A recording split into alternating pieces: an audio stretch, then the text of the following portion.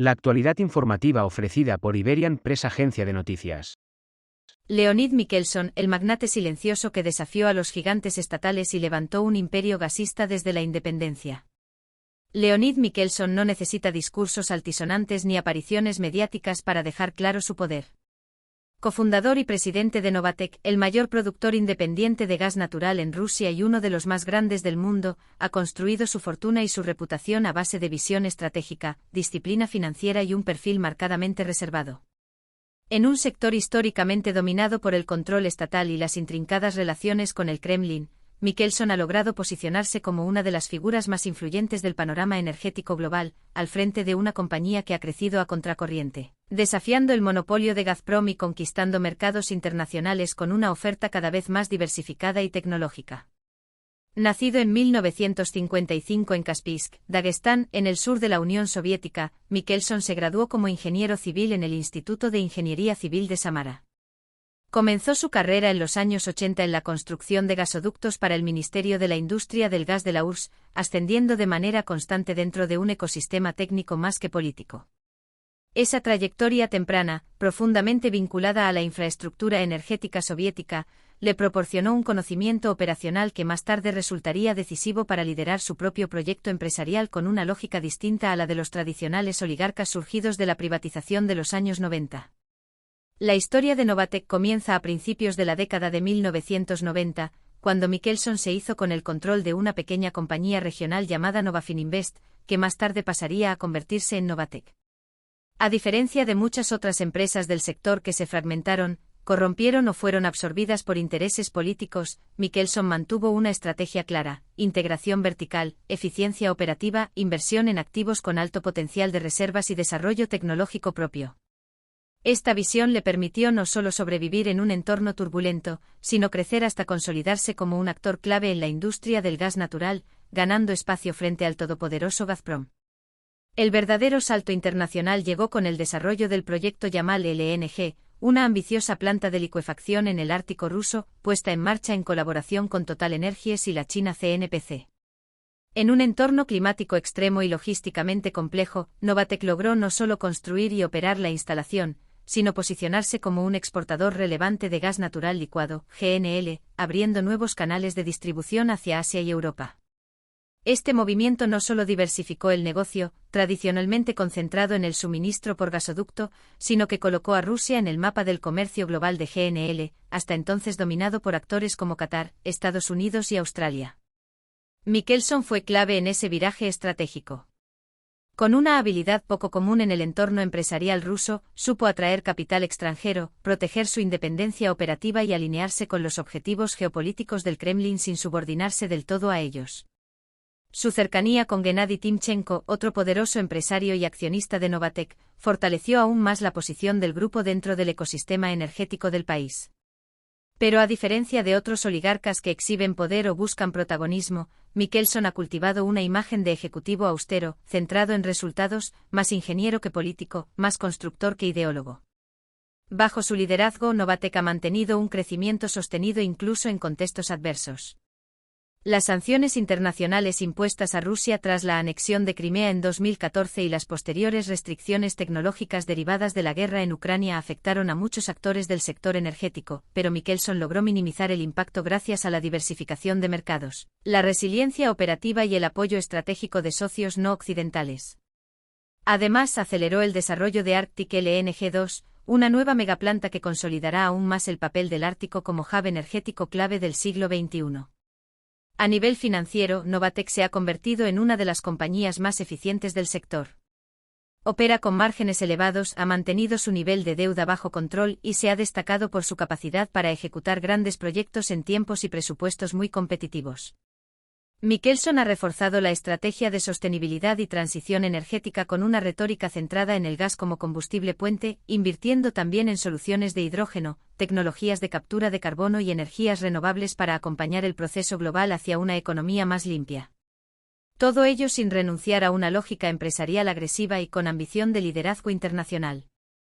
En la actualidad, Leonid Mikhelson es uno de los hombres más ricos de Rusia y una figura clave en las grandes decisiones energéticas del país, aunque rara vez aparece en los titulares. Su estilo de gestión discreto contrasta con el alcance de su influencia. No busca protagonismo político ni utiliza los medios como herramienta de poder. Prefiere operar desde la eficacia técnica, la planificación estratégica y la consolidación de alianzas que le permitan preservar la autonomía de Novatek frente a presiones externas, sean estas regulatorias, comerciales o diplomáticas. Mientras el mundo debate la transición energética, el rol del gas y la geopolítica del Ártico, Michelson sigue ampliando su red de infraestructuras y proyectos, convencido de que la era del gas no ha terminado, sino que se está redefiniendo.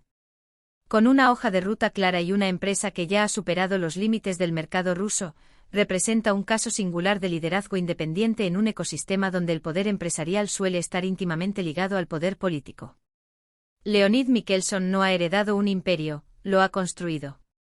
Y lo ha hecho con la frialdad del cálculo técnico, la visión del industrial de viejo cuño y la paciencia de quien entiende que el gas, más que una materia prima, es un instrumento de influencia duradera. Iberian Press Agencia de Noticias. Toda la actualidad informativa en www.iberianpress.es. La actualidad informativa ofrecida por Iberian Press Agencia de Noticias. Margherita Missoni, la heredera que desafió el legado familiar para reinventar el lujo italiano desde la autenticidad y la innovación. En un universo donde los apellidos pesan tanto como las decisiones, Margherita Missoni ha trazado su propio camino con una mezcla de respeto por la tradición y voluntad de ruptura. Nacida en el corazón de una de las dinastías más emblemáticas de la moda italiana, ha sabido alejarse de la inercia familiar sin renunciar a sus raíces, convirtiéndose en empresaria, diseñadora y símbolo de una nueva generación que interpreta el lujo desde la autenticidad, la sostenibilidad y la individualidad.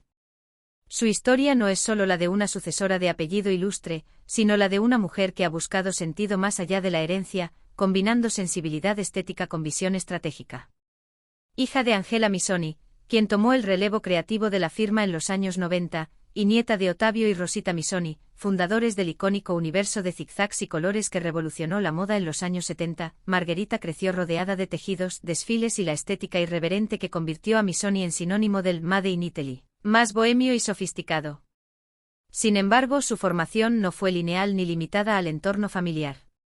Estudió filosofía en la Universidad de Milán, se formó como actriz en Nueva York y se implicó en proyectos de comunicación, diseño y arte que la alejaron, al menos temporalmente, de los focos de la industria textil.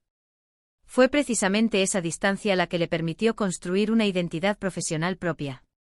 En lugar de asumir de forma automática un rol dentro del organigrama de la empresa familiar, decidió explorar otros caminos creativos, trabajando con marcas externas, desarrollando su propia línea de accesorios y colaborando en iniciativas culturales y sociales.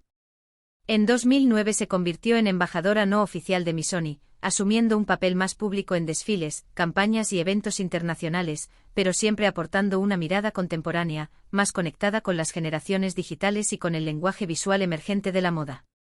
Su entrada formal en el mundo del diseño llegó en 2014, cuando fue nombrada directora creativa de M. Missoni, la línea joven y accesible del grupo. Desde ese rol, Margherita aplicó un enfoque menos nostálgico y más funcional, adaptando el ADN de la marca a un público más amplio, global y conectado. Introdujo nuevas siluetas, amplió las colaboraciones y apostó por una narrativa de marca inclusiva y consciente, en sintonía con los valores que cada vez más consumidores exigen: transparencia, diversidad, sostenibilidad. Su visión fue recibida con entusiasmo por la prensa especializada, que vio en ella no solo una heredera con carisma, sino una creativa con criterio propio. Pero su apuesta más audaz llegó fuera del paraguas Missoni. En 2019 lanzó Margherita Kids, una marca de ropa infantil que reflejaba tanto su faceta personal como madre como su deseo de crear una estética delicada, ética y artesanal. El proyecto fue un laboratorio de experimentación, trabajó con proveedores locales, priorizó materiales orgánicos y fomentó una producción responsable, alejada del fast fashion. La propuesta fue coherente con su discurso público sobre la necesidad de repensar el consumo, la industria y el papel social del diseñador. Más que una línea comercial, fue una declaración de principios. En paralelo, Margherita ha asumido un rol cada vez más activo como empresaria, participando en iniciativas ligadas al emprendimiento femenino, el apoyo a nuevas voces creativas y la innovación en la cadena de valor de la moda. Ha defendido el papel de la moda como agente cultural y vector de cambio, y ha reclamado una industria más conectada con los desafíos contemporáneos, desde la emergencia climática hasta la justicia social. Lejos del estereotipo de la heredera glamorosa, su estilo de liderazgo es colaborativo, discreto y profundamente comprometido con la idea de que el lujo del futuro no se mide solo en precio, sino en impacto. Con el paso de los años, su figura se ha convertido en un puente entre la herencia Missoni y los nuevos paradigmas del diseño global. Ha sabido preservar la esencia emocional del legado familiar, la calidez, el color, la libertad formal, mientras cuestiona sus límites y busca nuevas formas de expresión. No se ha limitado a reproducir fórmulas exitosas, ha asumido riesgos, ha probado caminos alternativos y ha consolidado una identidad híbrida entre empresaria, diseñadora y activista cultural. Su influencia va más allá del apellido, representa una nueva forma de ejercer el poder creativo, más horizontal, más transparente y más alineada con las tensiones de su tiempo. Margherita Missoni pertenece a una generación que no se conforma con administrar lo heredado. Busca resignificarlo. En su caso, el apellido no es una carga ni un trampolín automático, es una herramienta que ha sabido moldear a su manera, combinando sensibilidad estética, conciencia ética y visión empresarial. Su historia es la prueba de que el linaje no determina el destino, y que incluso en el universo del lujo, donde la tradición pesa tanto, hay espacio para la evolución, la reinvención y la autenticidad. Desde su mirada, la moda no es solo un vehículo de estilo, sino una forma de pensamiento. Y en ese pensamiento el apellido Missoni ha encontrado una nueva voz, más actual, más libre y más poderosa que nunca. Iberian Press Agencia de Noticias. Toda la actualidad informativa en www.iberianpress.es. La actualidad informativa ofrecida por Iberian Press Agencia de Noticias. Igor Sechin, el arquitecto del poder energético ruso que convirtió a Rosneft en gigante geopolítico del petróleo. En el cruce entre política, energía y poder global, pocos nombres despiertan tanto interés y controversia como el de Igor Sechin. CEO de Rosneft desde 2012 y figura clave del círculo de confianza del presidente Vladimir Putin, Sechin ha sido durante más de 2 décadas uno de los grandes estrategas detrás de la expansión del sector energético ruso, tanto dentro de sus fronteras como en la arena internacional. Su estilo reservado, su influencia silenciosa y su habilidad para consolidar alianzas estratégicas han hecho de él un actor determinante en la configuración de la política energética del siglo XXI. Bajo su mando, Rosneft ha pasado de ser una empresa estatal más a convertirse en el emblema del músculo petrolero ruso, una herramienta de diplomacia económica y una de las mayores corporaciones del mundo en términos de reservas y producción. Nacido en Leningrado, hoy San Petersburgo, en 1960, Sechin se licenció en Filología en la Universidad Estatal de Leningrado, un trasfondo académico que contrasta con la dureza de su trayectoria posterior. Su carrera pública comenzó en los años 90 como parte del equipo que rodeó a Putin durante su paso por la alcaldía de San Petersburgo. A lo largo de esa década, Sechin fue escalando posiciones dentro del aparato estatal, destacándose por su lealtad, eficacia y discreción. Cuando Putin llegó al poder en el año 2000, Sechin fue nombrado jefe adjunto de la administración presidencial, y desde allí comenzó a consolidar su influencia en los sectores estratégicos, especialmente el energético. Su ascenso coincidió con un momento crucial en la historia del petróleo ruso, la recuperación del control estatal sobre los recursos naturales tras la caótica privatización de los años 90. En ese contexto, Sechin fue uno de los principales arquitectos del desmantelamiento de Yukos, el otrora emporio petrolero controlado por el oligarca Mikhail Jodorkovsky. La absorción de los activos de Yukos por parte de Rosneft no solo convirtió a esta en la mayor productora de petróleo de Rusia, sino que también representó un punto de inflexión en la relación entre el Estado y los recursos estratégicos.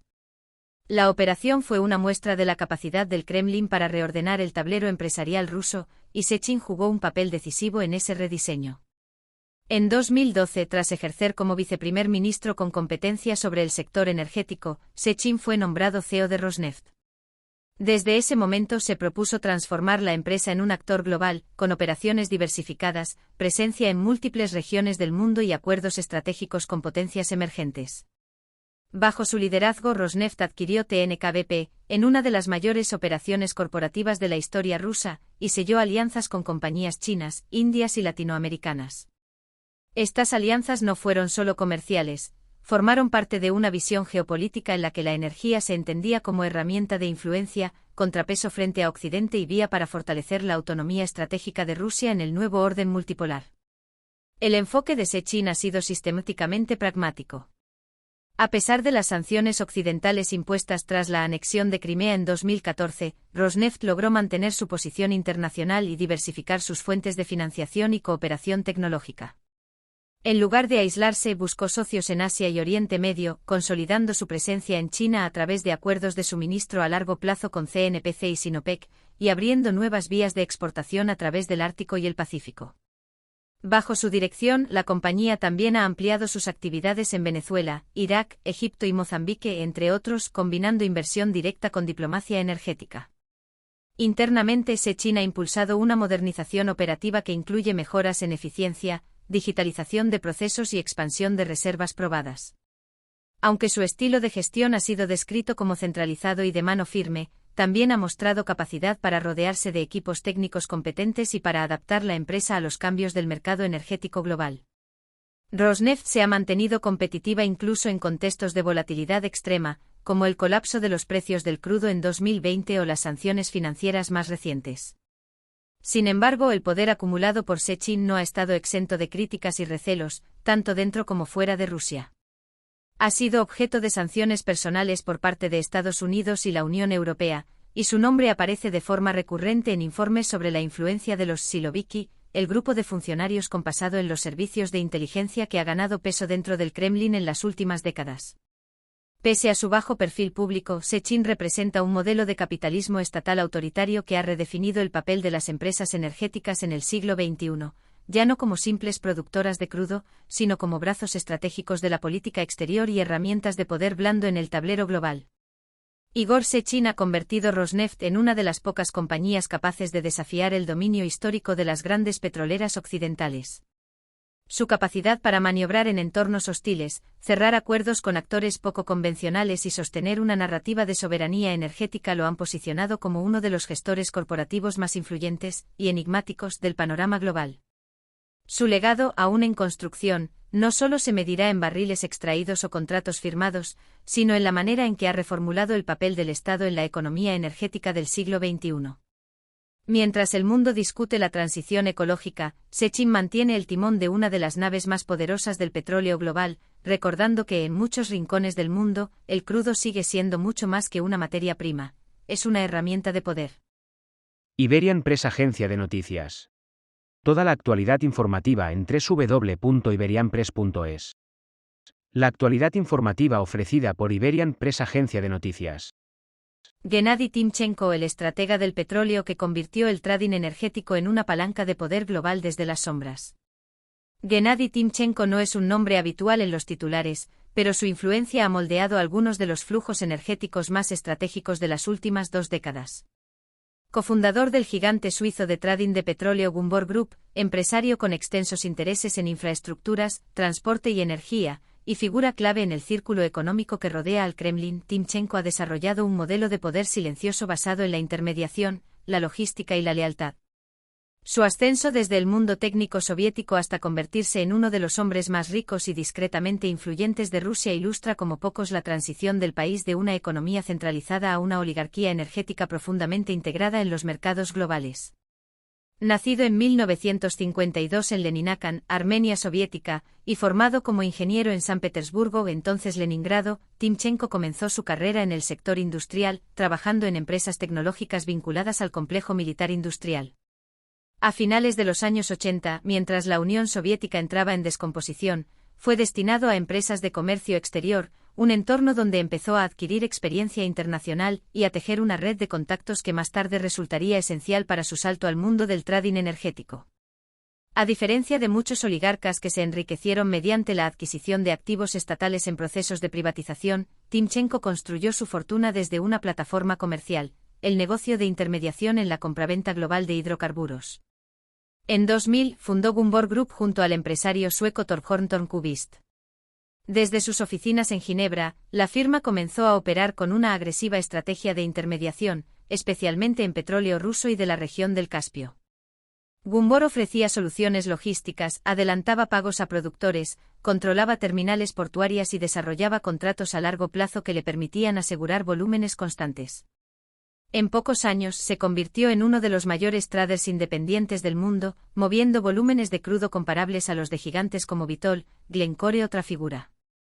El ascenso vertiginoso de Gumbor estuvo acompañado de una creciente atención internacional, especialmente cuando se empezó a especular sobre los vínculos de la firma con el entorno del presidente Vladimir Putin. Aunque Timchenko siempre ha negado que el mandatario ruso tuviera participación alguna en sus negocios, su cercanía con el poder ha sido ampliamente documentada y señalada por múltiples informes, incluyendo los de autoridades estadounidenses que lo sancionaron en 2014 tras la anexión de Crimea. Según el Departamento del Tesoro de Estados Unidos, Timchenko mantenía relaciones privilegiadas con Putin y se beneficiaba de su proximidad para negociar contratos y acceder a recursos estratégicos. En un movimiento calculado, Timchenko vendió su participación en Gumbor apenas un día antes de la imposición formal de las sanciones, transfiriendo sus acciones a su socio Tom Kubist. Esta maniobra le permitió desvincularse legalmente del grupo de trading, aunque su huella en la construcción y expansión de Gumbor permanece. Posteriormente concentró sus intereses empresariales en otras áreas clave del sector energético ruso, a través de su holding Volga Group, una estructura de inversión con activos en gas, especialmente Novatek, donde es uno de los principales accionistas, transporte, construcción de infraestructuras, agricultura y banca. Su participación en Novatek, el segundo mayor productor de gas en Rusia y uno de los líderes mundiales en gas natural licuado, GNL, ha sido uno de sus movimientos más estratégicos. Bajo la dirección de su socio y amigo Leonid Mikhelson, Novatek se ha convertido en un actor global, con proyectos como Yamal LNG y Arctic LNG-2 que han reposicionado a Rusia en el mapa energético mundial más allá del petróleo y el gasoducto tradicional. Timchenko, siempre desde las sombras, ha facilitado alianzas con capital chino, promovido el desarrollo de la infraestructura del Ártico y acompañado la expansión hacia Asia como mercado prioritario. Su estilo de gestión es austero, metódico y profundamente técnico. A diferencia de otros oligarcas rusos que optaron por la ostentación, la compra de clubes deportivos o la exposición mediática, Timchenko ha cultivado un perfil reservado, casi hermético. Vive entre Moscú y Europa, ha mantenido un bajo perfil en la prensa y ha preferido dejar que sus participaciones hablen por él. Sin embargo, su influencia en las decisiones estratégicas del sector energético ruso y su papel como facilitador financiero han sido clave en momentos críticos de la economía nacional. Además de sus negocios, ha desarrollado una intensa actividad filantrópica a través de la Fundación Timchenko, centrada en proyectos educativos, culturales y de atención a personas mayores en Rusia. Esta dimensión, poco visible fuera del país, ha consolidado su imagen de empresario patriótico que busca reinvertir parte de su fortuna en iniciativas sociales con impacto local. Incluso en este ámbito, su enfoque ha sido profesional y estratégico, selección rigurosa de proyectos, evaluación de impacto y alianzas con entidades regionales. En la actualidad, Gennady Timchenko es uno de los empresarios más sancionados del mundo occidental, con activos congelados en varias jurisdicciones y restricciones de viaje. Pero dentro de Rusia, su posición sigue siendo fuerte, gracias a su estrecha alianza con otros magnates del sector energético y a su rol en el mantenimiento de la infraestructura financiera del país. Su historia representa como pocas el modelo híbrido ruso de capitalismo, uno que se mueve entre la iniciativa privada y la lógica estatal, entre la eficiencia de mercado y la geopolítica, entre la opacidad y la sofisticación técnica. Gennady Timchenko no ha necesitado dirigir una petrolera nacional ni presidir un consorcio estatal para ser clave en la energía rusa.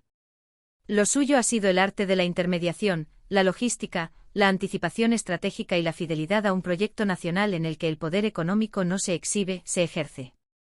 Su legado no está en los focos, sino en los ductos, las terminales, las rutas marítimas y las alianzas que aún hoy estructuran el comercio energético euroasiático. En un mundo en el que la energía sigue siendo sinónimo de poder, Timchenko ha demostrado que a veces el verdadero liderazgo no se grita, se negocia. Iberian Press, agencia de noticias. Toda la actualidad informativa en www.iberianpress.es. La actualidad informativa ofrecida por Iberian Press, agencia de noticias. Fedez del escenario al consejo directivo, el rapero que convirtió la provocación en una plataforma de emprendimiento cultural.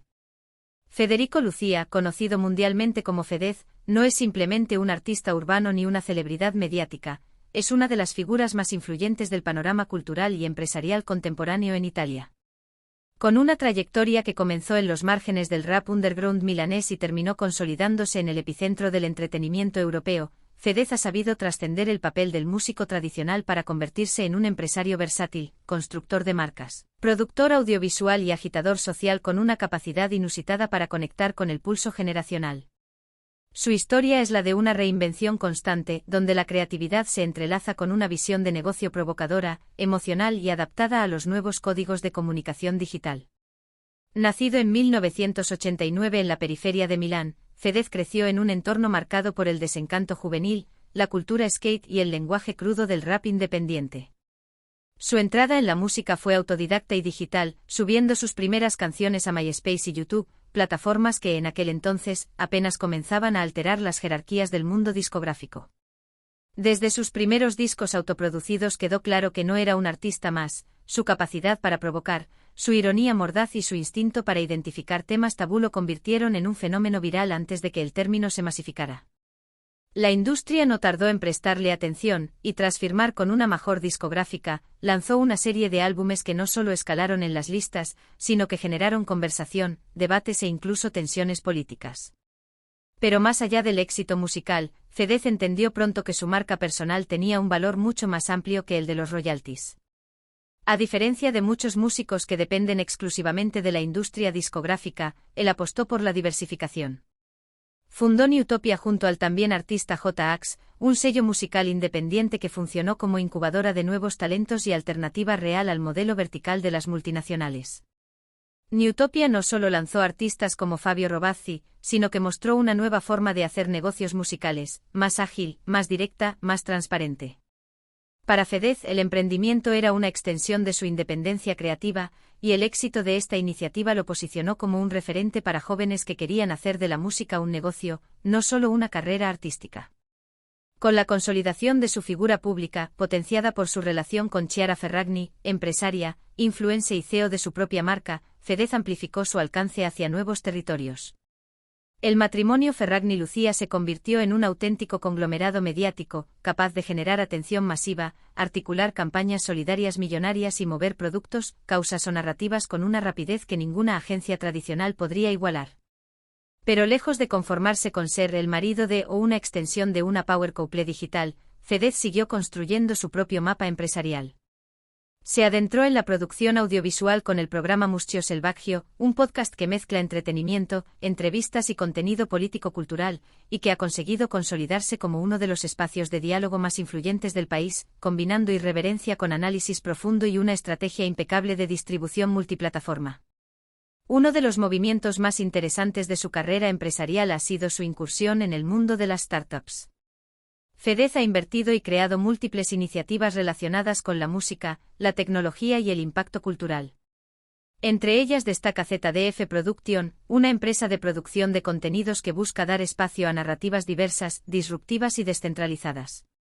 También ha participado en proyectos vinculados a la NFT Economy, eventos híbridos entre lo físico y lo digital, y plataformas de monetización para creadores independientes. Su visión de negocio siempre parte de una lectura social del momento, no le interesan solo las cifras, sino la capacidad de incidir culturalmente en la conversación pública. Fedez no ha dudado en usar su popularidad para posicionarse políticamente. Ha sido uno de los pocos artistas italianos en confrontar abiertamente al poder, especialmente a la derecha populista, usando sus redes y plataformas para denunciar discursos de odio, defender derechos civiles y dar visibilidad a causas como la salud mental, el feminismo o la integración social. Esto le ha costado amenazas, polémicas y enfrentamientos directos con figuras del gobierno, pero también le ha consolidado como un actor político-cultural ineludible. Lejos de limitarse a la denuncia, ha participado activamente en campañas solidarias como la recaudación de fondos para hospitales durante la pandemia, demostrando que su compromiso va más allá de las palabras.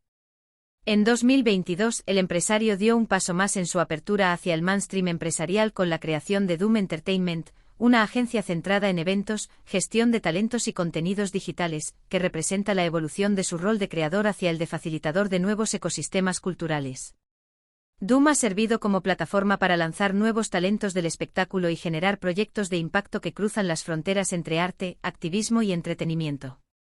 A pesar de los logros empresariales, Fedez no ha estado exento de crisis personales y públicas.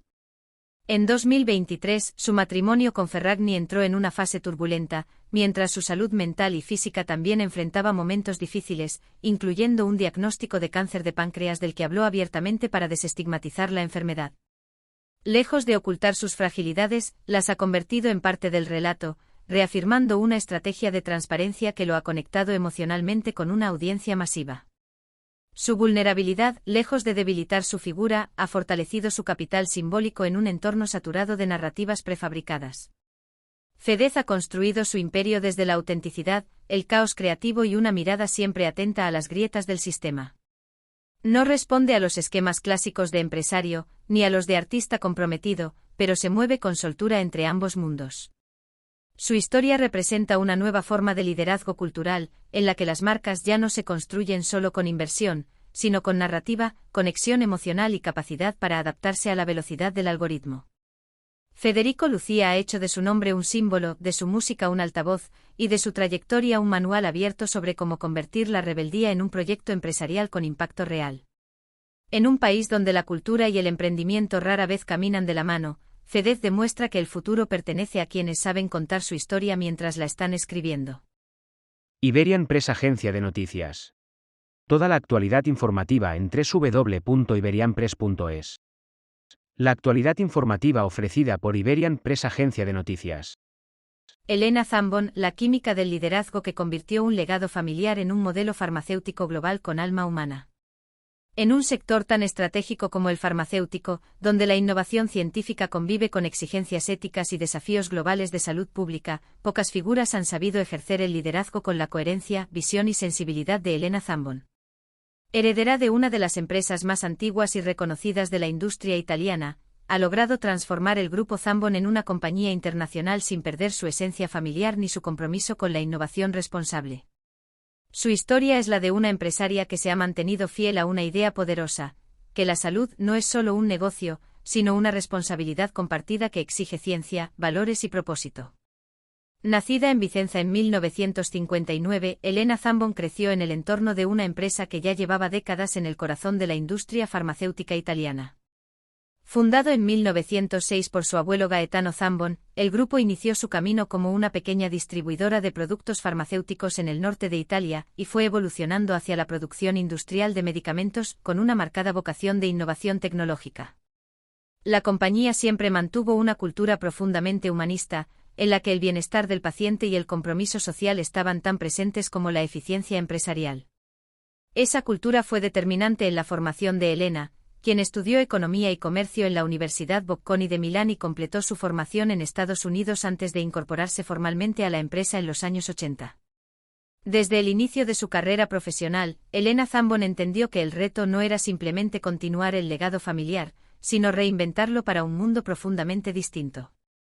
El sector farmacéutico entraba en una nueva era marcada por la globalización, el auge biotecnológico y la necesidad de alianzas internacionales.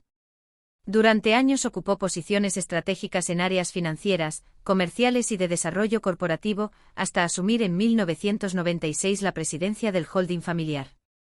Desde ese rol, impulsó una transformación integral del grupo, que pasaría de ser una empresa regional a una multinacional con presencia en más de 20 países, centros de investigación de vanguardia y productos farmacéuticos presentes en las principales carteras terapéuticas de Europa, Asia y América Latina. Uno de sus logros más importantes ha sido consolidar a Zambon como líder en enfermedades respiratorias, dolor y Parkinson, con desarrollos farmacológicos que han recibido reconocimiento por su eficacia y seguridad. Bajo su liderazgo, la compañía ha apostado por la especialización, invirtiendo de forma decidida en investigación clínica, ensayos multicéntricos y colaboraciones con universidades e institutos científicos internacionales. Elena ha defendido que una farmacéutica del siglo XXI no puede limitarse a licenciar moléculas, debe ser un actor del ecosistema de salud, capaz de generar conocimiento, formar alianzas y contribuir activamente a resolver los grandes desafíos sanitarios del presente. En paralelo a la transformación industrial, Zambon ha desarrollado un modelo de gobernanza empresarial innovador, en el que la dimensión ética y humana tiene un peso central. La empresa no cotiza en bolsa, y esto ha permitido preservar una autonomía estratégica que favorece las decisiones a largo plazo y evita presiones especulativas. Elena ha promovido una cultura corporativa basada en la confianza, la equidad de género, la transparencia y el desarrollo de talento interno. Hoy, Zambon es reconocida no solo por su solidez científica, sino por ser un lugar de trabajo donde el capital humano se considera el verdadero motor del éxito. Otro pilar de su visión empresarial ha sido la creación de OpenZone, un campus científico en las afueras de Milán que funciona como un hub de innovación abierta en el ámbito de las ciencias de la vida. Inaugurado en 2003 y ampliado bajo su impulso, Open Zone alberga startups biotecnológicas, centros de investigación, instituciones académicas y empresas del sector que comparten una filosofía colaborativa. Este ecosistema refleja la convicción de Elena Zambon de que el futuro de la ciencia se construye en red, con talento diverso, enfoques interdisciplinarios y una visión compartida del impacto social de la innovación médica. Elena también ha tenido un rol muy activo fuera de la empresa, participando en consejos de administración de entidades como Ferrari, Lavazza, Fondo Estratégico Italiano o Italcementi, y colaborando con iniciativas del Foro Económico Mundial, Aspen Institute y organizaciones que promueven el liderazgo femenino. Es una de las figuras empresariales más respetadas de Italia, reconocida por su compromiso con la sostenibilidad, la ética empresarial y la defensa de un capitalismo inclusivo. En 2016 fue incluida en la lista Inspiring 50 como una de las 50 mujeres más influyentes del mundo tecnológico y científico, y su nombre ha sido citado como referencia en estudios de Harvard y Bocconi sobre gestión familiar en empresas longevas. A pesar de su perfil discreto y alejado del espectáculo mediático, Elena Zambon ha construido una narrativa poderosa, la de una líder que cree en el equilibrio entre ciencia y sensibilidad, entre rentabilidad y propósito, entre tradición e innovación. En tiempos en que la industria farmacéutica vive bajo el escrutinio público permanente, su forma de liderar aporta una alternativa, una empresa que investiga, produce y crece, pero que no olvida que detrás de cada caja de medicamento hay una historia humana. Su legado no es solo haber fortalecido una marca centenaria, sino haber demostrado que el verdadero valor de una compañía reside en cómo transforma positivamente la vida de las personas. Porque para Elena Zambon la salud no es un producto, es una vocación. Y la empresa un vehículo para ejercerla con responsabilidad, pasión y visión de futuro. Iberian Press Agencia de Noticias. Toda la actualidad informativa en www.iberianpress.es. La actualidad informativa ofrecida por Iberian Press Agencia de Noticias. Chiara Ferragni, de bloguera a empresaria global, la influencer que convirtió su estilo en un imperio digital de marca personal. Chiara Ferragni no solo ha marcado una época en la comunicación digital y la industria de la moda, ha redefinido por completo lo que significa ser una marca en la era de las redes sociales. Lo que comenzó como un simple blog de estilo personal llamado The Bland Salad en 2009 se transformó, en poco más de una década, en una empresa multimillonaria con proyección internacional, acuerdos comerciales con las principales casas de lujo y una influencia que trasciende el universo de la moda para instalarse en el tejido mismo del marketing contemporáneo. La historia de Ferragni es la de una visionaria digital que supo entender antes que nadie que el futuro de las marcas pasaba por las personas. Y ella, con una combinación de intuición estética, mentalidad empresarial y narrativa personal, se convirtió en una marca viviente. Nacida en Cremona en 1987, Chiara Ferragni comenzó su carrera en el mundo digital cuando aún estudiaba Derecho en la Universidad Bocconi de Milán. A diferencia de muchas de sus compañeras, que se proyectaban hacia carreras jurídicas o financieras, ella decidió volcar su pasión por la moda y la fotografía en un blog, en una época en la que aún se subestimaba el potencial económico de los contenidos personales online. Con la ayuda de su entonces pareja Riccardo Pozzoli, estructuró The Bland Salad no solo como un diario estilístico, sino como una plataforma de contenido aspiracional, bien editado, visualmente potente y sobre todo comercialmente escalable. En muy poco tiempo Ferragni pasó de documentar sus looks a cerrar colaboraciones con firmas como Guess, Levi's, Dior o Chanel. El éxito de The Bland Salad se apoyó en tres factores clave: la estética depurada de su contenido, su constancia obsesiva para alimentar el canal y la capacidad para convertir el estilo de vida personal en una narrativa consumible y replicable. Ferragni fue pionera en integrar su imagen a productos de moda de forma estratégica, entendiendo que el valor de la atención podía traducirse en conversiones comerciales. No solo vestía marcas, generaba ventas. Ese paso de influencer a retail partner marcó una ruptura decisiva y abrió el camino para que muchas otras creadoras digitales aspiraran a monetizar sus comunidades con modelos de negocio sostenibles. En 2013 Ferragni lanzó su propia marca de calzado y moda, Chiara Ferragni Collection, que rápidamente se posicionó en tiendas premium de Europa, Asia y Estados Unidos. Con su icónico logo del ojo azul estilizado, la marca consolidó una estética pop, irónica y reconocible, que conectaba con un público joven, urbano y digitalmente alfabetizado. En lugar de buscar la aprobación del lujo tradicional, Ferragni creó su propio ecosistema, vendía online, hacía drops limitados, generaba contenido con cada producto y convertía cada lanzamiento en un evento digital. La moda no era un fin, sino una excusa para consolidar su storytelling. Su cuerpo, su rostro, su agenda y sus emociones se integraban en la propuesta de valor. Todo era parte de la marca. La profesionalización de su estructura empresarial fue otro pilar de su éxito.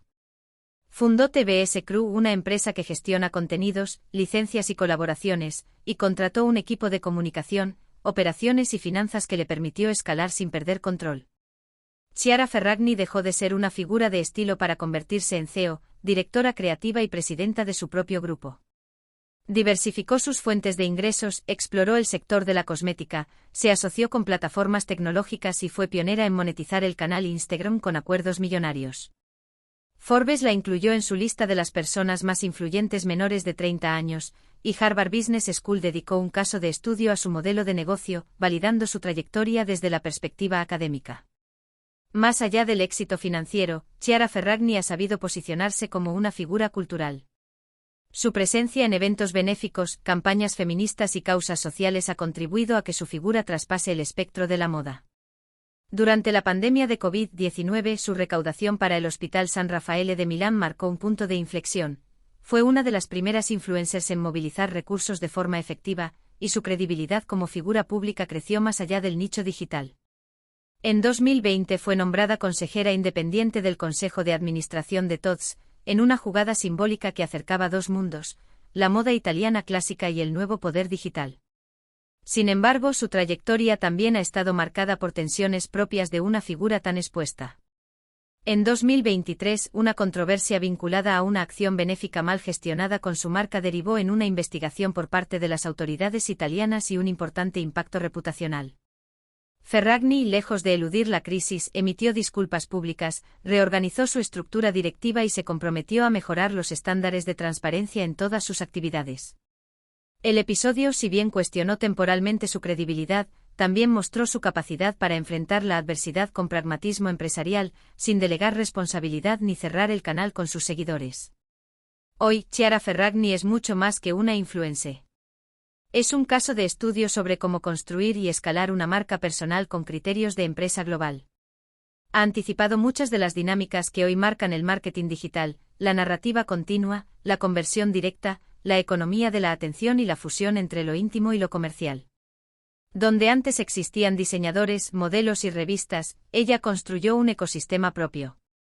Y aunque su historia se entrelaza con la moda, su impacto real ha sido sobre el modelo mismo de consumo y de comunicación. Chiara Ferragni no solo vende productos, vende una visión de vida conectada, optimista y controlada por quien la protagoniza. Y eso, en el nuevo capitalismo emocional, es una forma inédita de poder. Iberian Press, agencia de noticias. Toda la actualidad informativa en www.iberianpress.es. La actualidad informativa ofrecida por Iberian Press, agencia de noticias. Andrea Ili, el alquimista del espresso que convirtió IG Café en símbolo global de excelencia y sostenibilidad.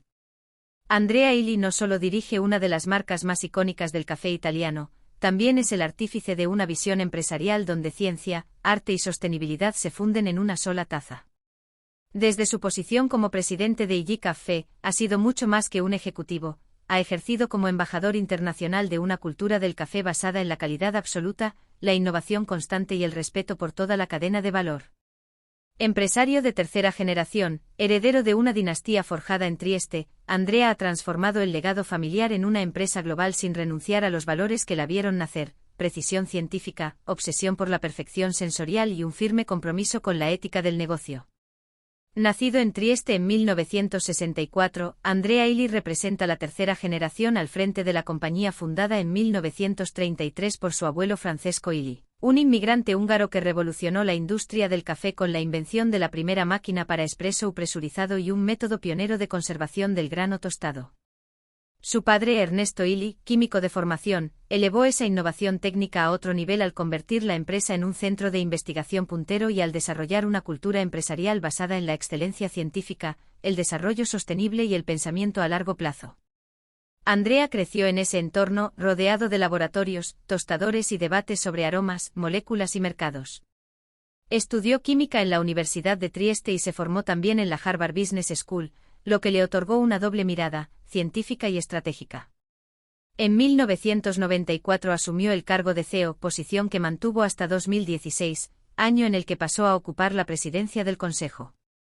Desde sus primeros años en la dirección, marcó una ruptura estilística con el enfoque familiar más discreto, impulsó campañas globales, reforzó la presencia internacional y colocó a IG Café en la intersección entre producto de lujo, arte contemporáneo y sostenibilidad radical. Su visión era clara: el café no debía venderse solo como bebida, sino como experiencia cultural. Bajo su liderazgo, la marca se expandió a más de 140 países, sin diversificar producto ni bajar los estándares, manteniéndose fiel a una única mezcla de café 100% arábica, seleccionada entre los mejores granos del mundo. Uno de los grandes aciertos estratégicos de Andrea Illy fue posicionar a la marca en el mundo del arte y el diseño, colaborando con arquitectos como Matteo Thun o artistas como Marina Abramovic y Anish Kapoor, e integrando el concepto de belleza estética en cada punto de contacto con el cliente, desde las latas hasta las cafeterías. En paralelo, consolidó la Università del Café, un ambicioso proyecto de formación para baristas, productores y amantes del café, que ha formado a decenas de miles de personas en todo el mundo. Para Illy, la educación es parte del negocio, una herramienta para elevar el conocimiento, garantizar la calidad y fomentar una comunidad global con valores compartidos. En el terreno de la sostenibilidad, Andrea Illy ha sido un pionero. Mucho antes de que las certificaciones ambientales y sociales se convirtieran en tendencia, IG Café ya promovía prácticas de comercio directo con productores, estableciendo relaciones a largo plazo y ofreciendo primas por calidad en lugar de seguir los precios volátiles del mercado. La empresa fue una de las primeras en apostar por la economía regenerativa como modelo, con proyectos de reforestación, compensación de emisiones y mejora de su huella hídrica y energética. En 2021, IG Café fue la primera empresa italiana de café en obtener la certificación B Corp, un reconocimiento a su modelo de negocio como fuerza para el bien común. Andrea ha defendido públicamente que el capitalismo debe evolucionar hacia un paradigma más regenerativo, donde el valor se mida también en términos sociales, ambientales y culturales. Su discurso va más allá de la retórica empresarial. Participa activamente en foros internacionales sobre sostenibilidad, innovación y gobernanza, ha presidido la Fundación Alta Gamma, que agrupa a las marcas de lujo italianas, y ha formado parte de redes como el Club de Roma y la Comisión Europea sobre Bioeconomía. Su apuesta es global, pero su anclaje identitario permanece firme en Trieste, ciudad portuaria y cosmopolita que ha sido históricamente un cruce de culturas, sabores y mercancías. IG Café no ha trasladado su sede ni ha deslocalizado su producción, defendiendo una lógica industrial centrada en el territorio, la trazabilidad total y el control directo de cada fase de la cadena. Andrea Illy también ha promovido una mirada científica del café como fenómeno sensorial y emocional. Ha colaborado con neurocientíficos, perfumistas, expertos en percepción gustativa y bioingenieros para profundizar en la comprensión del aroma, la textura y el impacto emocional del espresso.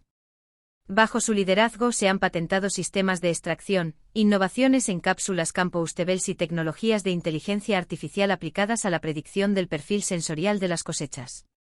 Esta dimensión de investigación, heredada de su padre Ernesto, se ha mantenido como núcleo estratégico de la empresa, que cuenta con uno de los laboratorios de análisis sensorial más avanzados del mundo. A lo largo de su carrera, Andrea Illy ha recibido múltiples reconocimientos, tanto por su gestión empresarial como por su compromiso con la sostenibilidad y la cultura. Pero quizás su mayor mérito ha sido mantener la coherencia entre discurso y acción, entre visión humanista y rentabilidad. En un entorno donde muchas marcas ceden ante las presiones del mercado o la tentación de crecer sacrificando valores, Illy ha demostrado que se puede escalar globalmente sin perder alma. Su liderazgo ha sido discreto en las formas, pero profundo en sus efectos. Ha elevado el café italiano a un símbolo de refinamiento ético, sensorial y estético en el escenario internacional. Andrea Illy no es solo un empresario que dirige una empresa de café, es un pensador sistémico que ha sabido conectar ciencia, negocio y belleza en un producto cotidiano que, bajo su mirada, se convierte en vehículo de cultura, bienestar y transformación social. La taza de espresso que ofrece no es simplemente un final de comida, sino el inicio de una conversación más amplia sobre el futuro que queremos construir. Y esa visión, fermentada a fuego lento, es la que lo ha convertido en un embajador universal del café con conciencia. Iberian Press Agencia de Noticias.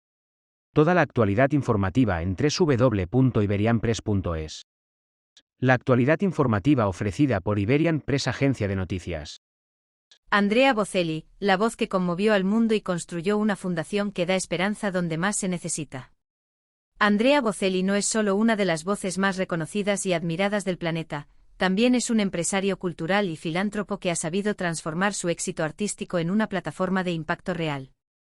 Nacido en Lajatico, en la Toscana profunda, y afectado por una enfermedad congénita que lo dejó ciego a los 12 años, su historia es un ejemplo vivo de superación, disciplina y talento. Pero más allá de los escenarios, discos de platino y ovaciones internacionales, Bocelli ha demostrado tener una visión empresarial y social singular, que cristaliza en la Andrea Bocelli Foundation, ABF, una organización sin ánimo de lucro que impulsa proyectos educativos, sanitarios y de empoderamiento comunitario en contextos vulnerables. La carrera musical de Bocelli comenzó con una pasión temprana por la ópera, que cultivó incluso mientras cursaba la carrera de Derecho en la Universidad de Pisa. Durante años alternó los estudios con actuaciones en bares y eventos locales, hasta que su talento vocal fue descubierto por el legendario tenor Luciano Pavarotti y el productor Caterina Caselli. En 1994, su victoria en el Festival de San Remo marcó el inicio de una trayectoria meteórica. Su voz, una combinación de técnica operística, calidez pop y sensibilidad lírica, logró lo que pocos artistas han conseguido: tender puentes entre géneros, públicos y generaciones. Desde entonces Bocelli ha vendido más de 90 millones de discos, cantado en los teatros más prestigiosos del mundo y compartido escenario con figuras como Celine Dion, Ed Sheeran, Plácido Domingo y Sarah Brightman. Sin embargo, a medida que su fama global crecía, también lo hacía su compromiso con causas humanitarias. En 2011, junto a su esposa Verónica Berti, fundó la Andrea Bocelli Foundation con una premisa clara: usar su influencia para ayudar a las personas y comunidades a superar barreras y alcanzar su máximo potencial. Lejos de ser una fundación decorativa o centrada en el mecenazgo tradicional, ABF se ha consolidado como una entidad operativa, que diseña y ejecuta proyectos con una lógica de impacto medible, innovación educativa y colaboración con instituciones académicas, organizaciones internacionales y gobiernos locales. Uno de los ejes centrales del trabajo de la Fundación es el acceso a la educación en zonas marginadas. En Haití, por ejemplo, ABF ha financiado y construido escuelas, centros de formación técnica y espacios comunitarios en regiones afectadas por terremotos y pobreza estructural. La visión de Bocelli va más allá de la infraestructura, apuesta por un modelo pedagógico transformador, con formación docente, uso de tecnología y programas de liderazgo juvenil que buscan romper el ciclo de la exclusión. Esta aproximación ha sido reconocida por instituciones como la UNESCO, con la que la Fundación colabora estrechamente, y ha inspirado otros modelos de intervención en África y América Latina. El segundo gran pilar de la ABF es la atención sanitaria, especialmente en situaciones de emergencia y en poblaciones sin acceso a servicios básicos. Durante la pandemia de COVID-19, la Fundación se movilizó rápidamente para donar respiradores, equipos médicos y fondos a hospitales italianos, convirtiéndose en uno de los actores privados más eficaces en la respuesta inicial al colapso sanitario. Además, ABF ha trabajado en la rehabilitación de centros médicos en zonas rurales, la provisión de prótesis y tecnología asistiva para personas con discapacidad visual, y campañas de concienciación sobre la importancia de la salud preventiva. La historia personal de Bocelli, que él mismo define como un milagro de voluntad, impregna cada una de estas acciones, dotándolas de una autenticidad difícil de imitar. Pero el impacto de Andrea Bocelli como empresario social no se limita al terreno filantrópico. En paralelo a la fundación, ha desarrollado una serie de iniciativas empresariales que integran música, cultura y desarrollo territorial. Uno de los ejemplos más destacados es el Teatro del Silencio, un anfiteatro al aire libre construido en Lajatico que cada verano acoge un único concierto protagonizado por el tenor, rodeado de artistas internacionales. Este evento, que atrae a miles de personas de todo el mundo, ha generado un impacto económico notable en la región y se ha convertido en un símbolo de cómo el arte puede revitalizar comunidades rurales. El modelo de gestión del teatro combina patrocinio privado, apoyo institucional y reinversión en la economía local, funcionando como un ejemplo pionero de turismo cultural sostenible. A lo largo de los años, Bocelli ha sabido rodearse de equipos profesionales altamente cualificados, tanto en la gestión artística como en la fundacional. Su capacidad para unir sensibilidad artística, visión estratégica y compromiso social ha sido reconocida con numerosos premios y distinciones, incluyendo el título de Gran Oficial de la Orden al Mérito de la República Italiana.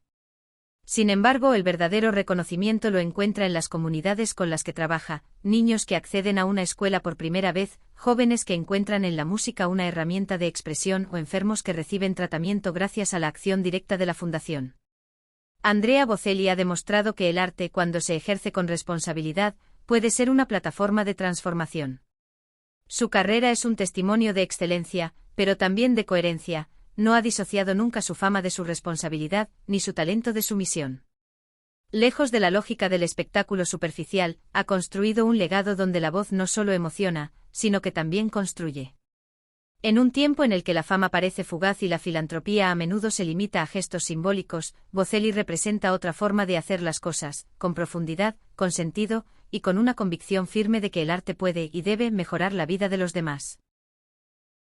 Iberian Press Agencia de Noticias. Toda la actualidad informativa en www.iberianpress.es. La actualidad informativa ofrecida por Iberian Press Agencia de Noticias. Alexei Miller, el guardián del gas ruso que convirtió a Gazprom en un titán energético con poder global. En la cúspide de la industria energética global, el nombre de Alexei Miller se ha consolidado como sinónimo de influencia estratégica, gestión de poder y visión estatal del negocio energético. Como CEO de Gazprom desde 2001, ha sido el rostro ejecutivo de la mayor empresa de gas natural del mundo y uno de los personajes clave en la reconfiguración del papel de Rusia como potencia energética. Bajo su dirección, Gazprom ha extendido sus redes no solo bajo tierra, a través de miles de kilómetros de gasoductos, sino también en las más altas esferas del poder internacional, convirtiéndose en un actor económico inseparable de la política exterior rusa. Nacido en Leningrado en 1962, Miller se formó en economía en la Universidad de San Petersburgo, en la misma institución donde años más tarde estrecharía lazos con Vladimir Putin. En los años 90 trabajó en el Comité de Relaciones Exteriores del gobierno local de San Petersburgo, un entorno en el que se tejieron muchas de las alianzas que posteriormente dominarían la política y la economía rusa. Fue precisamente su lealtad y afinidad con Putin lo que impulsó su salto a Moscú, primero en el Ministerio de Energía y luego como designado CEO de Gazprom en 2001, reemplazando a Rem Biakirev en un movimiento que marcó el inicio de una nueva era, la del regreso del control estatal sobre los activos estratégicos del país. El ascenso de Miller al frente de Gazprom no solo coincidió con la consolidación del poder de Putin, sino que fue parte fundamental de su estrategia.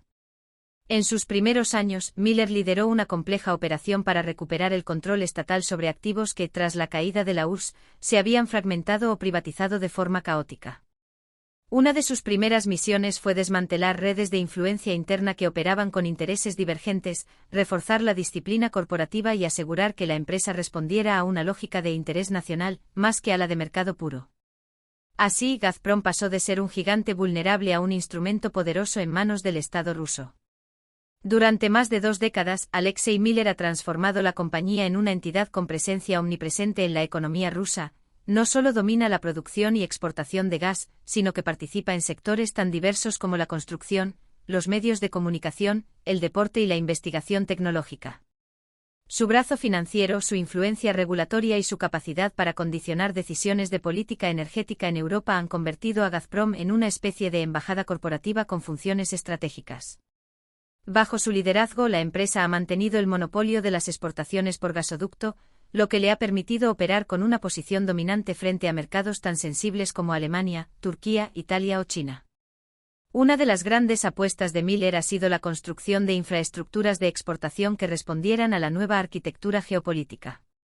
En ese marco se inscriben proyectos como Nord Stream 1 y 2, los gasoductos submarinos hacia Alemania que evitaron el tránsito por Ucrania y modificaron radicalmente la dependencia energética del continente europeo.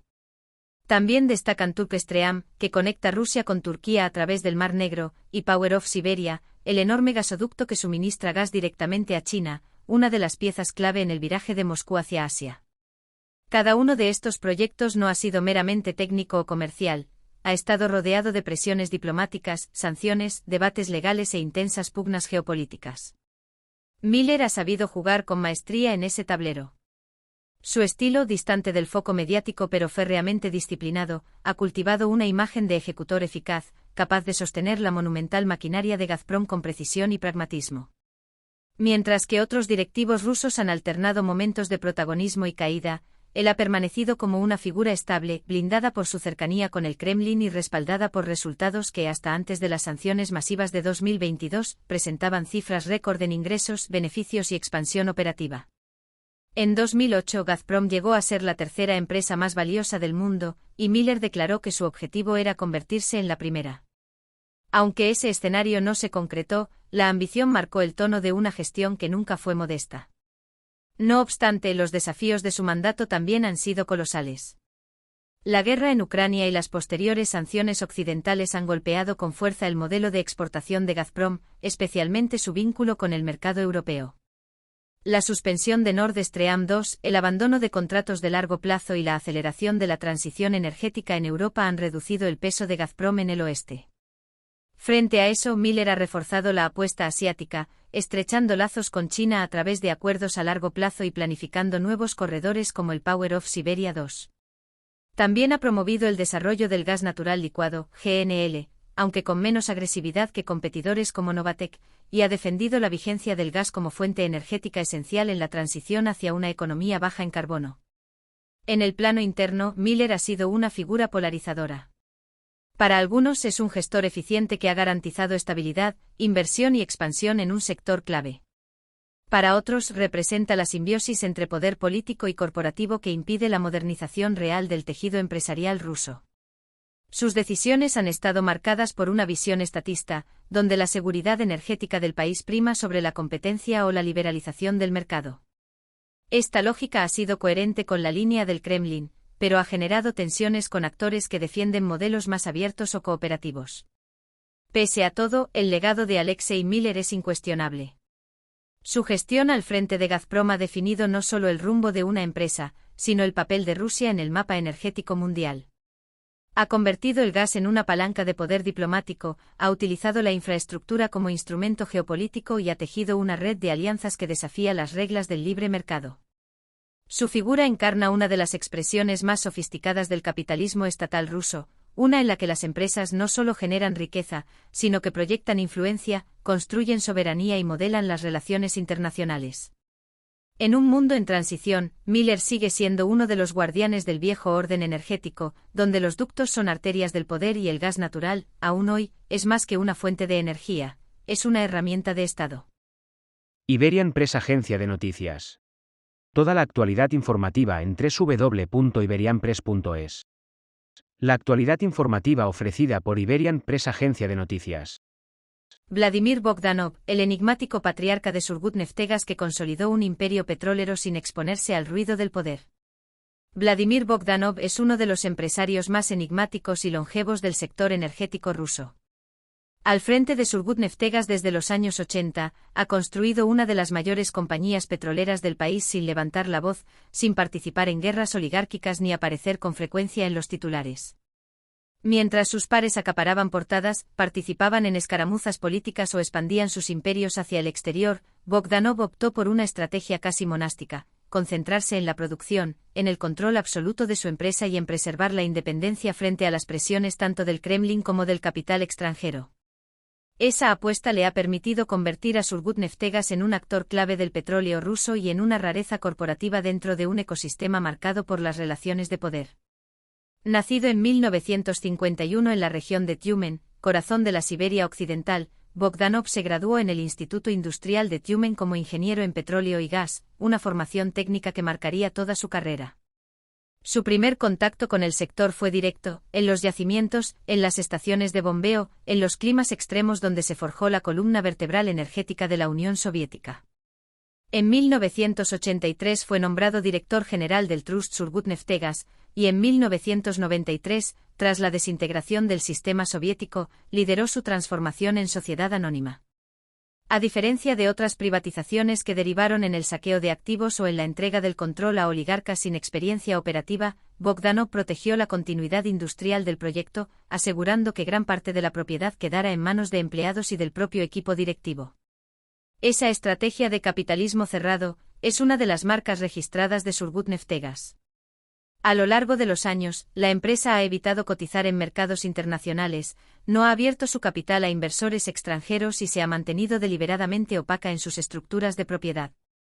Para algunos, esta reserva responde a un deseo legítimo de proteger la autonomía corporativa, para otros, a un afán de secretismo que ha generado especulaciones sobre su verdadera estructura de control. Lo cierto es que Bogdanov ha ejercido un liderazgo total, respaldado por una red leal de ejecutivos que rara vez hablan en público y por una gestión financiera que prioriza la acumulación de liquidez y la cautela ante cualquier movimiento externo. Esa política prudente ha rendido frutos en más de una ocasión. Durante la crisis financiera global de 2008 y las sanciones impuestas a Rusia tras la anexión de Crimea en 2014, Surgutneftegas fue una de las pocas grandes compañías del sector con reservas en divisas suficientes como para cubrir sus obligaciones sin recurrir a financiación externa. Se estima que la empresa ha mantenido durante años un fondo de caja que supera los $40.000 millones, una cifra inusual incluso entre multinacionales occidentales, y que le ha permitido operar con independencia frente a bancos, gobiernos y consorcios de inversión. Este colchón financiero es también una herramienta de poder interno, que refuerza la estabilidad de la empresa frente a los vaivenes del mercado. Desde el punto de vista operativo, Surgutneftegas ha centrado sus actividades en el upstream, con un sólido control sobre los yacimientos de Siberia Occidental, particularmente en la región de Khanty-Mansisk. Produce cerca del 10% del crudo ruso y cuenta con reservas probadas significativas, lo que la posiciona entre los mayores productores del país.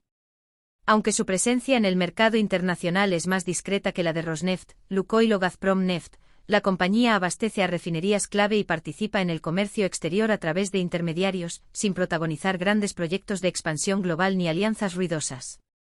Bogdanov, que ha sido condecorado por el Estado ruso en múltiples ocasiones, mantiene una relación de equilibrio con el Kremlin. No pertenece al círculo más cercano de Vladimir Putin, ni figura entre los oligarcas con proyección política, pero ha sabido navegar los distintos gobiernos manteniendo la autonomía de su empresa y evitando fricciones. Ese perfil bajo también ha funcionado como escudo. Cuando Estados Unidos y la Unión Europea sancionaron a decenas de empresarios rusos en la última década, Bogdanov no figuró en las primeras listas. Su modo de operar, alejado de los focos y sin activos visibles en el extranjero, ha dificultado cualquier intento de presión directa. En el ecosistema ruso de los recursos naturales, donde la cercanía al poder suele marcar el destino de los empresarios, la trayectoria de Bogdanov representa una anomalía calculada. No se ha diversificado en medios de comunicación, banca o bienes raíces. No ha comprado clubes deportivos ni promovido una imagen pública de magnate filantrópico. Ha permanecido fiel a su identidad como ingeniero, como gestor industrial, y ha hecho de la disciplina y el hermetismo las claves de su permanencia. Su despacho en Surgut, lejos de Moscú, resume esa filosofía, una sede austera, técnica, donde las decisiones se toman sin protocolo pero con férreo control. Vladimir Bogdanov no solo ha construido una de las petroleras más estables de Rusia, ha erigido también un modelo de liderazgo empresarial basado en el bajo perfil, la gestión técnica y la autonomía financiera. Su legado, aunque silencioso, es profundamente influyente, demuestra que en un país marcado por los extremos del poder, aún es posible liderar desde la discreción y resistir el vértigo de la política con una convicción simple pero poderosa: producir, preservar y perdurar. Iberian Press Agencia de Noticias. Toda la actualidad informativa en www.iberianpress.es. La actualidad informativa ofrecida por Iberian Press Agencia de Noticias. Renato Masoncini, el estratega del transporte y la energía que impulsa la transformación verde de Italia desde la dirección de A2A. Renato Masoncini es uno de esos líderes que rara vez ocupan portadas, pero cuyas decisiones impactan de forma tangible en la vida de millones de personas. Ingeniero industrial, gestor metódico y convencido defensor de la sostenibilidad como eje de desarrollo económico, ha liderado algunas de las instituciones más relevantes del sector público y privado en Italia. Desde su paso como director general de Ferrovie dello Stato Italiane, donde modernizó la red ferroviaria nacional, hasta su actual rol como CEO de A2A, una de las mayores empresas energéticas y medioambientales del país, su trayectoria revela una constante: la búsqueda de eficiencia, innovación tecnológica y transición ecológica con visión pragmática. Nacido en Brescia en 1968, Masoncini se graduó en Ingeniería Electrónica por la Universidad de Padua. Su carrera arrancó en el ámbito de la movilidad urbana, un sector que en los años 90 aún estaba dominado por estructuras rígidas, escasa digitalización y grandes retos de integración. Pronto asumió puestos directivos en sociedades de transporte locales, y fue precisamente esa experiencia temprana en el terreno, desde lo municipal hasta lo interregional, la que forjó su estilo de liderazgo, orientado a resultados, pero también profundamente conectado con las realidades operativas. En 2004 fundó la empresa Omnibus Partecipazioni, centrada en consultoría para la movilidad, lo que marcaría el primer paso hacia una proyección nacional más ambiciosa. Su gran salto llegó en 2012 cuando fue nombrado CEO de Busitalia, la filial de transporte público por carretera del grupo Ferrovie dello Stato FS. Allí demostró una notable capacidad para optimizar recursos, integrar servicios y mejorar la rentabilidad de una división históricamente deficitaria. Esta labor no pasó desapercibida y apenas unos años después, en 2015, fue designado director general y más tarde CEO de FS, el coloso ferroviario italiano con más de 80.000 empleados y un papel clave en la conectividad del país. Su llegada marcó un punto de inflexión. Bajo su liderazgo, FS inició un proceso de transformación estratégica que incluía expansión internacional, digitalización de procesos y un ambicioso plan de inversión en infraestructura ferroviaria, tanto de alta velocidad como regional. Durante su gestión, Ferrovie dello Stato fortaleció su presencia fuera de Italia, con operaciones en Reino Unido, Alemania, Grecia y Francia, consolidando su posición como uno de los principales operadores europeos. Masoncini apostó por la intermodalidad, integrando trenes, autobuses y servicios complementarios en una lógica de ecosistema de transporte más que de segmentos aislados. También promovió una visión de empresa pública moderna, orientada al servicio ciudadano, pero con estándares de eficiencia comparables a los del sector privado. Su enfoque convenció tanto a las instituciones europeas como a los mercados, y FS fue reconocida durante esos años como una de las mejores gestoras públicas de transporte del continente. En paralelo a su trabajo corporativo, Masoncini comenzó a destacar también como una voz influyente en la discusión sobre sostenibilidad, energía y nuevas formas de movilidad. Su experiencia transversal le permitió articular una visión integrada del desarrollo urbano, en la que el transporte, la eficiencia energética y la gestión ambiental debían avanzar de forma coordinada. Esta visión se convertiría en el eje central de su siguiente etapa profesional, cuando en 2020 asumió el cargo de CEO en Adosa, la multiutility con sede en Milán y Brescia, centrada en energía, redes, residuos y agua. Su llegada coincidió con un momento decisivo, el inicio del ciclo de inversiones del Plan Nacional de Recuperación y Resiliencia (PNRR) en Italia, vinculado a los fondos europeos Next Generation EU, y la presión global por acelerar la transición ecológica. En Adosa, Masoncini ha desplegado una estrategia centrada en la economía circular, la descarbonización y la electrificación de la demanda energética. Bajo su liderazgo, la compañía ha lanzado un plan industrial de más de 16.000 millones de euros para la próxima década, con inversiones en generación renovable, eficiencia energética, tratamiento de residuos y digitalización de redes inteligentes. Lejos de limitarse a una reconversión simbólica, ha defendido que la transición ecológica debe ser económicamente viable, socialmente inclusiva y tecnológicamente escalable. Su discurso combina rigor técnico con una narrativa de impacto positivo, en la que las utilities no son solo proveedoras de servicios, sino motores del nuevo modelo de desarrollo. A diferencia de muchos CEOs del sector energético, Masoncini ha abogado por una visión holística del futuro energético, en la que la producción renovable, el almacenamiento, la gestión eficiente del agua y la movilidad eléctrica conforman un sistema interdependiente. Ha reforzado la presencia de Adosa en el sur de Italia, apostando por nuevas plantas solares y eólicas, y ha impulsado la creación de hubs de hidrógeno verde y biometano. También ha hecho hincapié en el papel que deben jugar las grandes empresas en la regeneración urbana, contribuyendo a la revitalización de barrios y zonas industriales a través de soluciones sostenibles. Además de su actividad empresarial, Renato Masoncini ha mantenido un vínculo constante con la academia y la divulgación. Es profesor de movilidad sostenible en la Universidad de Parma y autor de Inversión EAE, un ensayo donde reflexiona sobre los desafíos de la transición energética en Europa, el papel de las infraestructuras y la necesidad de una nueva cultura de la sostenibilidad. Su enfoque técnico no excluye la dimensión ética, insiste en que el reto no es solo tecnológico, sino también cultural y político, y que las empresas tienen la obligación de liderar ese cambio desde el ejemplo. Su liderazgo en Adosa ha sido reconocido por su capacidad para combinar rentabilidad y propósito, gestión y visión, presente operativo y futuro estratégico. En un país como Italia, donde el sector público y privado históricamente han tenido fronteras difusas, Masoncini representa una nueva generación de líderes capaces de actuar con solvencia en ambos mundos, impulsando desde dentro reformas estructurales sin renunciar a la ambición empresarial. Su trayectoria confirma que la sostenibilidad no es un eslogan, sino una hoja de ruta que exige competencia, coherencia y coraje. Y que la infraestructura, sea vial, energética o digital, sigue siendo la base sobre la que se construye el progreso. Iberian Press Agencia de Noticias. Toda la actualidad informativa en www.iberianpress.es. La actualidad informativa ofrecida por Iberian Press Agencia de Noticias. Vahid Alekperov, el ingeniero del petróleo que convirtió a Lukoil en una potencia energética global fuera del control estatal. En el complejo y opaco tablero de la energía rusa, donde las grandes corporaciones suelen responder a mandatos del Kremlin y los intereses geopolíticos se entrelazan con la producción de hidrocarburos, Vahid Alekperov ha construido una carrera única. Fundador y durante décadas presidente de Lukoil, la mayor petrolera privada de Rusia, Alekperov representa una rara excepción en un ecosistema dominado por empresas estatales y figuras asociadas al poder político directo. Su historia es la de un ingeniero que se convirtió en magnate, un ejecutivo que construyó una multinacional desde los cimientos de la antigua Unión Soviética, y un empresario que, a pesar de su cercanía con los círculos de poder, defendió la autonomía corporativa como un principio clave. Nacido en 1950 en Bakú, capital de la entonces República Soviética de Azerbaiyán y uno de los grandes centros petroleros del Cáucaso, Alekperov se formó como ingeniero en el Instituto de Petróleo de Azerbaiyán.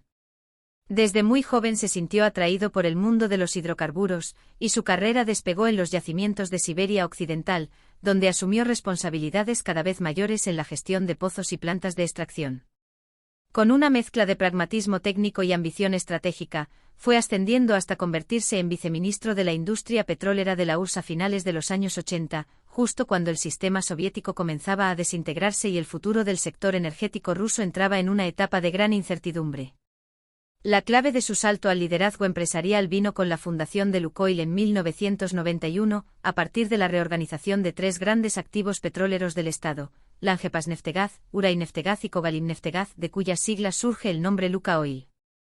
A diferencia de muchas privatizaciones caóticas de la época, Lukoil nació con una visión estructurada y una voluntad de operar como una entidad independiente, orientada al mercado y con una ambición internacional clara. Alekperov se convirtió en su presidente desde el inicio, y bajo su mando, la compañía atravesó las décadas más turbulentas de la historia postsoviética para emerger como una de las pocas grandes petroleras privadas del país con vocación de operar a nivel global y competir con gigantes como ExxonMobil, BP o Shell. Uno de los rasgos distintivos de Alekperov ha sido su insistencia en mantener la independencia de Lukoil frente a las presiones del Estado. En un entorno donde la nacionalización de activos estratégicos se convirtió en práctica común, como lo demostró el caso de Yukos, él logró preservar la estructura accionarial de la empresa sin perder influencia ni dejar de alinearse, cuando fue necesario, con la política energética del Kremlin. Su estilo, más técnico que ideológico, le permitió moverse con habilidad entre los intereses estatales y la lógica empresarial internacional. No fue un oligarca al uso, sino un gestor industrial que siempre priorizó la eficiencia, la expansión internacional y la sostenibilidad de largo plazo. Durante su presidencia, Lukoil se expandió con fuerza fuera de Rusia, adquiriendo activos en Irak, Egipto, Kazajistán, Colombia, Nigeria, Ghana y otros países clave para el aprovisionamiento global. También invirtió en refinerías y redes de distribución en Europa y Estados Unidos, consolidando su presencia en el downstream e integrando verticalmente la cadena de valor. Esta diversificación permitió a la compañía mitigar los riesgos de operar en un solo mercado y dotarla de una resiliencia financiera notable frente a las sanciones internacionales y la volatilidad de los precios del crudo. Alekperov también supo adaptarse a los cambios tecnológicos y regulatorios del sector. Apostó por la digitalización temprana de las operaciones, el desarrollo de tecnologías propias de perforación y la mejora de procesos medioambientales. Aunque Lukoil ha estado menos expuesta a la presión climática que sus pares occidentales, bajo su gestión comenzó a explorar oportunidades en energías renovables y eficiencia energética, en línea con los compromisos globales de transición energética. Además de su rol como ejecutivo, Alekperov ha cultivado una faceta institucional. Fue miembro del Consejo de Presidentes de World Petroleum Council, participó en foros internacionales y mantuvo vínculos estrechos con organismos multilaterales de energía. Sin embargo, su perfil siempre fue más reservado que el de otros magnates rusos, rara vez apareció en entrevistas, evitó el exhibicionismo mediático y construyó su influencia desde la discreción y el control interno de su compañía. En 2022, tras la invasión rusa a Ucrania y el endurecimiento de las sanciones occidentales, Alek Perov anunció su dimisión como presidente de Lukoil, alegando motivos personales y el deseo de facilitar una transición ordenada. Lo hizo en un contexto en que la presión internacional sobre las empresas rusas alcanzó niveles sin precedentes y cuando muchos altos ejecutivos comenzaban a revisar su exposición global. No obstante, su salida no supuso una ruptura abrupta. Dejó tras de sí una organización robusta, con presencia internacional y una cultura empresarial que todavía lleva su impronta. A lo largo de más de 30 años, Vagit Alek Perov logró construir algo más que una compañía exitosa, diseñó un modelo empresarial autónomo en un entorno donde casi todo giraba en torno al poder político. Con una fortuna personal que lo ha ubicado entre los hombres más ricos de Rusia y una trayectoria que comenzó entre torres de perforación y terminó en los despachos de las grandes decisiones estratégicas, Alek Perov es el ejemplo de un industrial de la vieja escuela que entendió las reglas del nuevo capitalismo ruso sin perder su esencia técnica.